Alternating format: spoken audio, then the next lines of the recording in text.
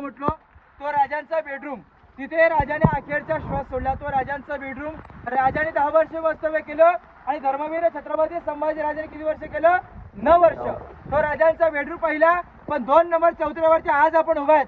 हा छत्रपती शिवाजी राजांचा हे मुतफाखाना, हे राजांचं स्वयंपाकघर, म्हणजे आताचं आपलं काय आहे?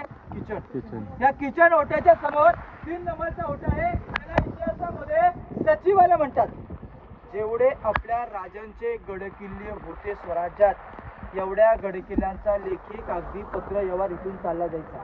राजांचं राजवाड्यामध्ये राजांचं मुख्य ऑफिस हा राजांचा तेव्हाचा दफ्तरखाना होता. कुठला? त्यांच्या राजवाड्यामधला. राजवाड्याला चारीसाठी खिडक्या दिसल्या का तुम्हाला? बघा, या साईडला खिडक्या, तिथे समोर खिडक्या आहेत. हे आहे टेहळणी बुरुज आहेत. ही पाहणी करण्याचं ठिकाण आहे. रायगड किल्ल्यावरती ही स्वराज्याची दुसरी राजधानी आहे.